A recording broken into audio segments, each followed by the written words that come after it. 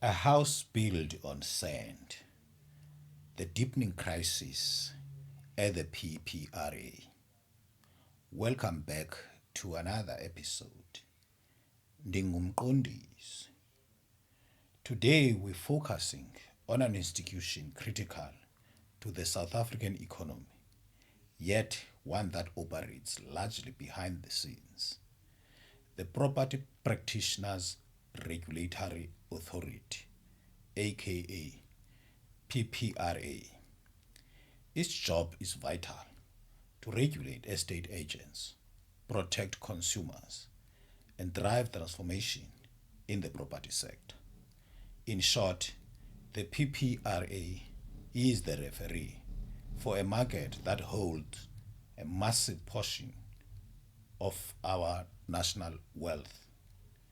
Its stability is essential for economic confidence. But what happens when the referee is accused of breaking the very rules they are meant to enforce?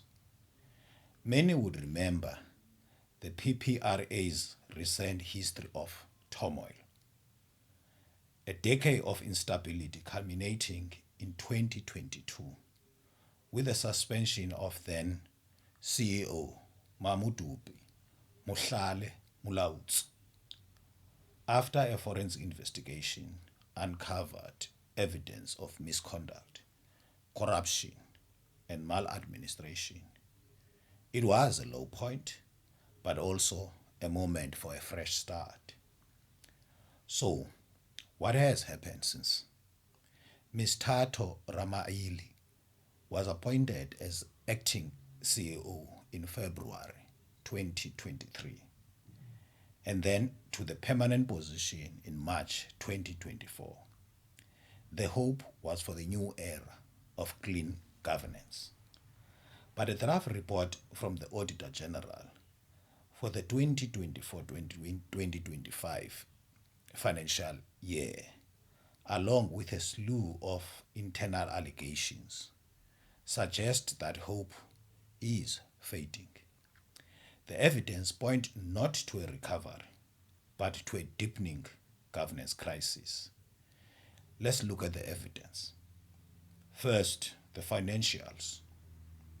The Auditor General's report delivered a devastating verdict, an adverse audit opinion, the worst rating possible.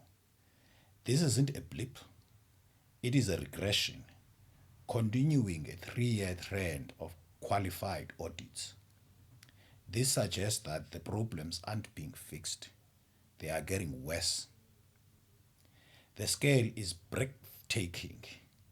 The report reveals material misstatements leading to adjustment worth hundreds of millions of rands, credit notes of 122 million rands, a reverse stout debt provision of 142 million, and a write-off of 19 million rands.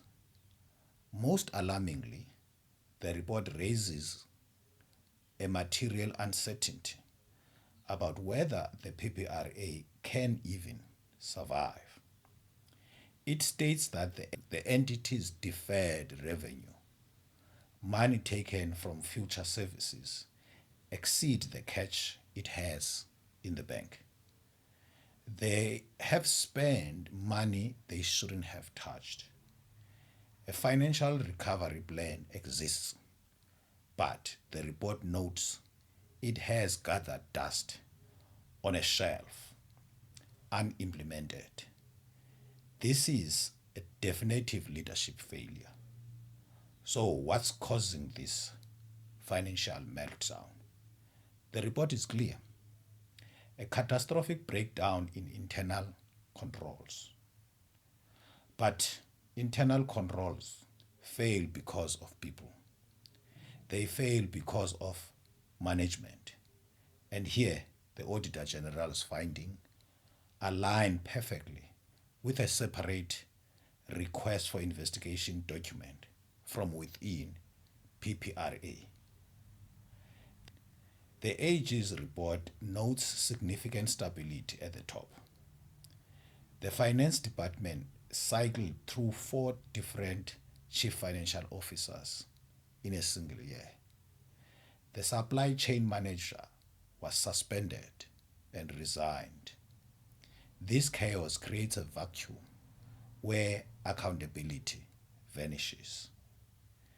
The internal allegations give this chaos a disturbing shape.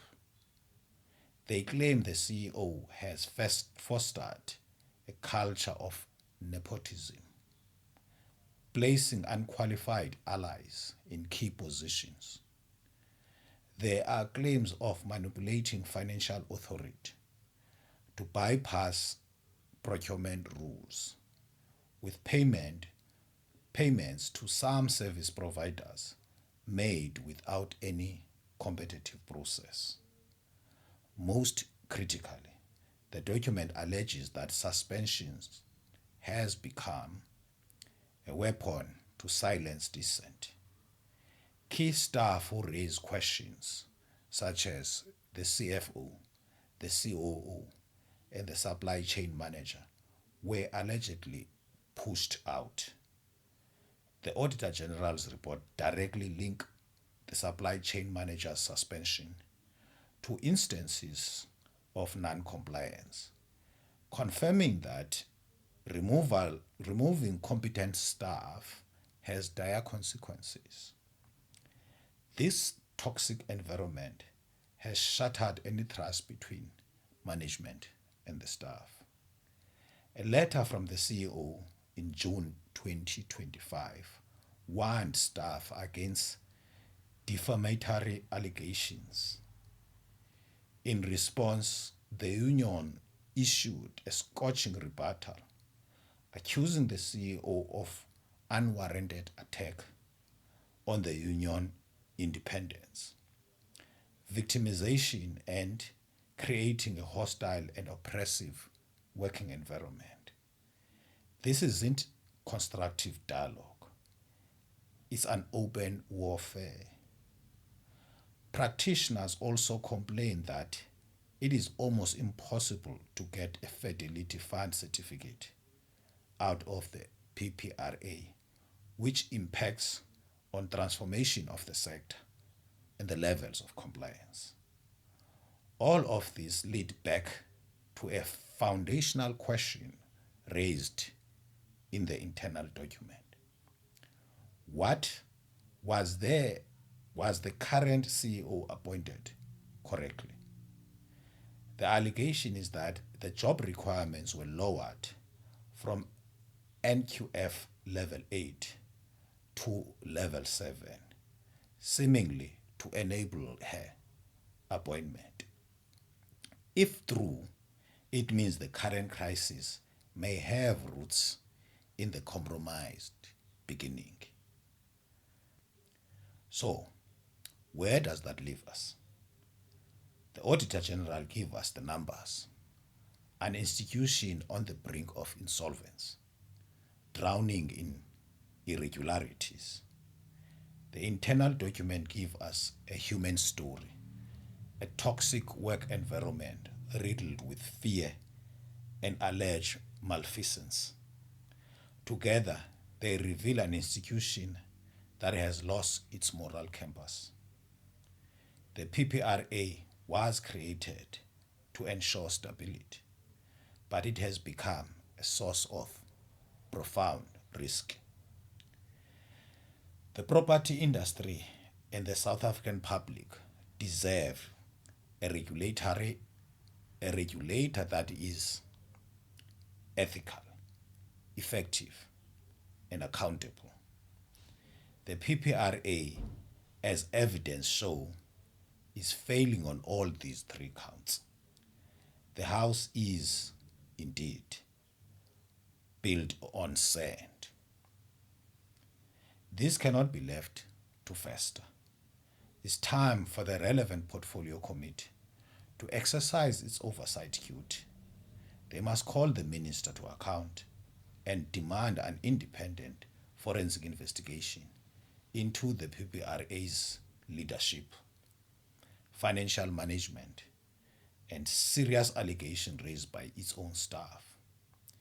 Investigation might well prove that the allegations are unfounded, which would bring back trust and stability in the property sector. Thank you for listening. Until the next video, Ndingumqondisi.